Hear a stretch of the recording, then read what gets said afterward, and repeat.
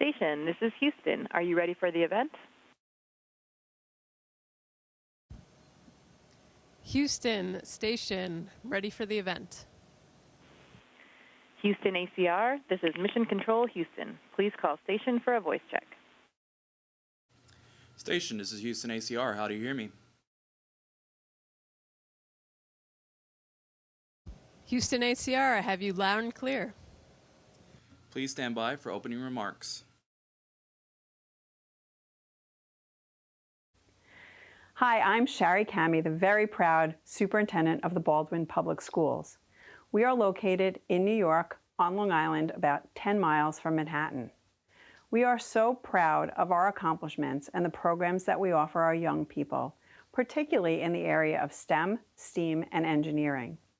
These programs allow our children to dream as big as humanly possible. In fact, today we have the opportunity to ask questions to a former graduate, Lieutenant Colonel Jasmin Moghbeli. Here's our first question. Hi, my name is Logan. My question is, what is your favorite view from space?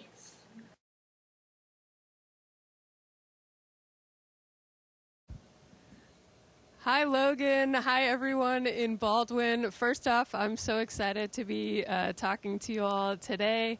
Logan, my favorite view from space is hands down the view back home to you all of our beautiful planet Earth. I can't tell you how pretty it is and how it stands out from everything else and the darkness of space.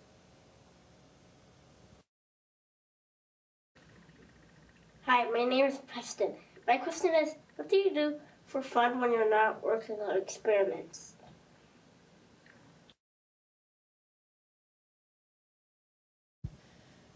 Preston, that's a great question because, as you know, we not only work on the International Space Station, but we also live here, and I'm up here for about 6 months.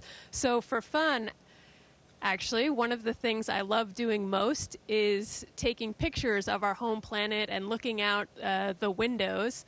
It's been really hard to capture how beautiful it is, but we have some pretty nice cameras we use up here to take photos and share them with you. And I can't quite capture it, but I do have this drawing from Mia back home in Lenox. Drew me a picture of the Earth before I got up here, so I think she captured it pretty well.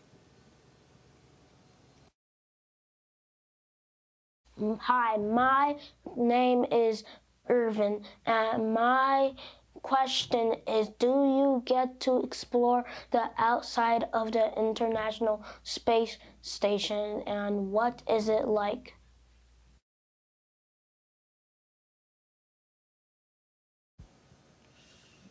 Irvin, actually, my first time going outside the International Space Station will be next week. My good friend and fellow crewmate Laurel O'Hara and I will be going outside the space station to do some repairs and to bring in a piece of equipment that we need to bring back and repair once it's on station. So I'm really excited to get in my spacesuit and go out for the first time. Hi, my name is Mia. My question is, what has been the most surprising thing that has happened to you guys in space?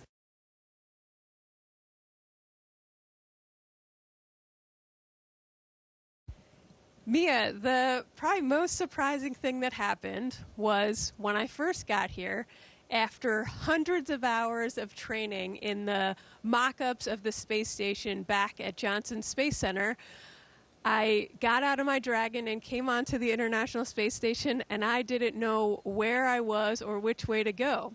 And the reason is, if you look at a module like this, it looks totally different. If you look at it sideways, it looks totally different. And I was used to training on Earth, where we always looked at it in this orientation. So it took me about a week to know which way I was going and which module I was in. Hi, my name is Johnny. My question is, how do you tell time in space?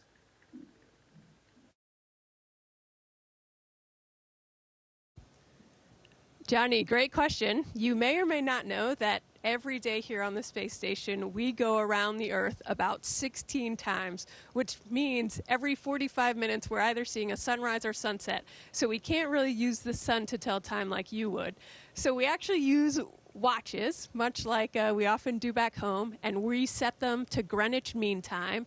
And when it's nighttime, we try to turn off the lights on the space station or make them dimmer to make us feel like it's dark out. And then when it's daytime, we turn all the lights up bright. Hi, my name is Lainey. My question is, describe your favorite food to eat in space.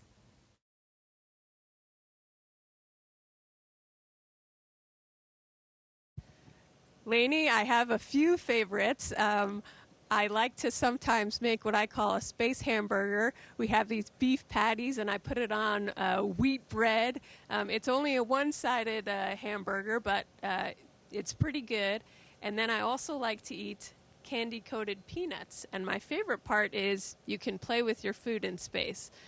So you can just shoot it out and eat it. It's even fun with two people. You can pass it over to your crewmates. Hi, my name is Sariel. My question to you is, are there any special tools or features on the spacesuit that you find fascinating?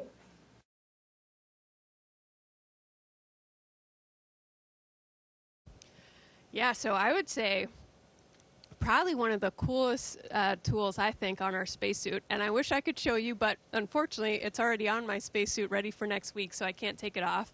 But it's called a body restraint tether. And what it is, it's an arm that you can loosen or tighten. So when you tighten it down, it stays stiff in whatever position you put it in. And when you loosen it, it's floppy and moves around.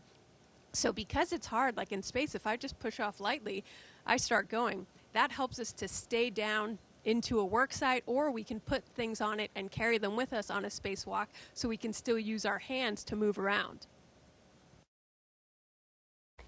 Hi, my name is Abigail. My question is space depicted differently in the movie than what it is like in real life?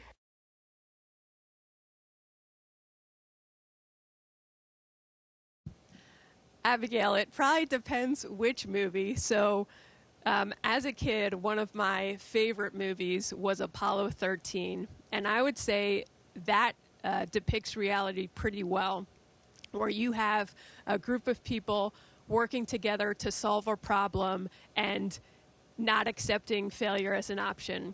Some other space movies probably dramatize things a bit and can be a little unrealistic in some ways. So it really just depends on which movie. Hi, my name is Steven. My question is, what inspired you to become an astronaut, and how did you pursue this dream through your education and career?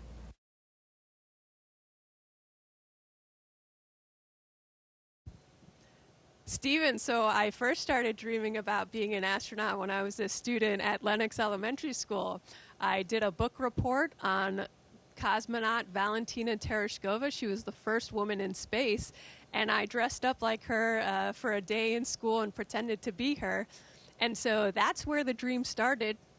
And then as I got older, I just looked more into it and wanted to do it more and more.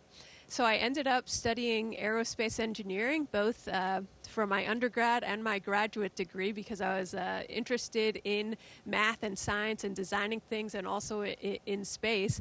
And that eventually led me here to the International Space Station. Hi, my name is Malia.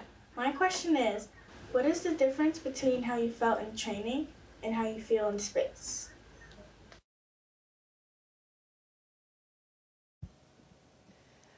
Malia, so the biggest difference is we can't really practice weightlessness back on Earth. We try, and we have a really big pool called the Neutral Buoyancy Lab that we try to make it as close as possible, but at the end of the day, there's still gravity back there. And so things float up here, and the hardest part is if you don't pay attention to something and you just leave it floating, for a second, and you turn away, it might be gone. And so it took a really long time to get used to not being able to just put things down and they stay there. You have to always, we use a lot of tape to keep things down, a lot of Velcro, and then just learning how to control your body in this environment. Hi, my name is Brianna. My question is, how do you sleep in the space station?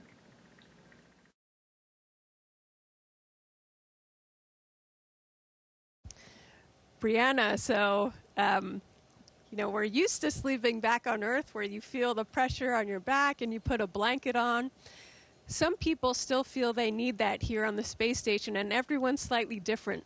But I actually just have it kind of like a sleeping bag that I just tacked up to the wall in my crew quarters, and I get in there and I zip up, and it actually has armholes so you can leave your arms hanging out and they'll just float there. But it does have straps on it for some people that feel they need that pressure on their body to fall asleep. Hi, my name is Isabella. My question is, what do you feel is the best advice you could give to someone who wants to be an astronaut?